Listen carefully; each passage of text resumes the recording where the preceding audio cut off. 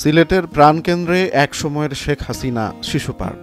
৫ আগস্টের পর সময় বদলেছে, সবার কাছে এটি পরিচিতি পেয়েছে সিটি কর্পোরেশন পার্ক নামে। কিন্তু কাগজে কলমে দেখা গেছে ভিন্ন চিত্র। সেখানে এখনো শেখ হাসিনা শিশু পার্ক নামেই আছে এই পার্কটি।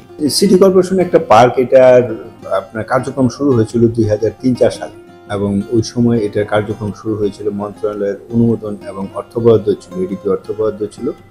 সেটার এম সাইফুর রহমান শিশু পার্ক এই নামের বিপরীতে অর্থ বরাদ্দ ছিল।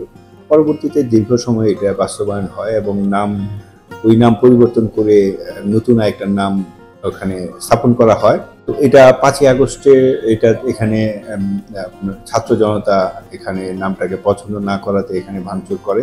পরবর্তীতে এটা ওই অবস্থায় আছে, আমরা অফিসিয়াল কার্যক্রম গ্রহণ করেছি। ২০২১ সালে ফ্যাসিস্ট হাসিনার নামে চালু হয় এই শিশু পার্ক, অথচ এর ভিত্তি গড়ে দিয়েছিলেন প্রয়াত অর্থমন্ত্রী এম সাইফুর রহমান। ছাত্র জনতার তোপে ৫ আগস্ট পার্কের নাম মুছে ফেলা হয়, কিন্তু সরকারি নথিতে সেখানে এখনো বহাল তবিয়তে শেখ হাসিনা শিশু পার্ক। এটি এখনো কাগজ কলমে যে যেহেতু নামটা রয়েছে, তাই আমাদের একটি দাবি রয়েছে, শেষ দাবি, তা হচ্ছে এই নাম কাগজ কলমে যেহেতু এই নামটা পরিবর্তন করা হয়, তাই আমরা চাই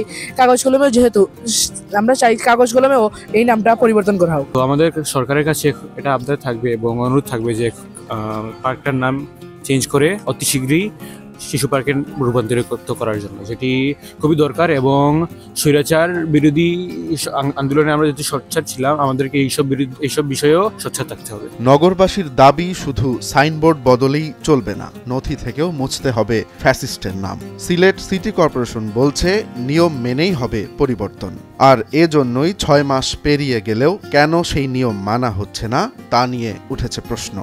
সরকার থেকেও জানতে চাওয়া হয়েছে যে স্ব জুরিসডিকশনে এই ধরনের নাম কি স্থাপনা আছে। আমরা জানিয়েছি সিলেট সিটি কর্পোরেশনের জুরিসডিকশনে একটি স্থাপনায় আছে এবং এটা সর্বশেষ অবস্থা। এটা নাম পরিবর্তনের যে পদক্ষেপ, এটা একটা প্রক্রিয়া, একটা কমিটির মাধ্যমে মন্ত্রণালয়ে প্রেরণ করতে হয়। আমরা কমিটি মিটিং করেছি, সেটা প্রক্রিয়াধীন আছে এবং সরকার বিবেচনা করলে এটার একটা ফাইনাল একটা সমাধান আসবে। পার্কে ঢোকার টিকেটে লেখা সিলেট সিটি কর্পোরেশন পার্ক, তবে নথির পাতায় এখনো সেই পুরনো নামই স্থান পাচ্ছে। জনগণের রায়ে পাল্টানো ফ্যাসিস্টের ছাপ কি তবে এই শহর থেকে মুছবে না? এমন প্রশ্নই আজ পুরো সিলেটের মানুষের মনে।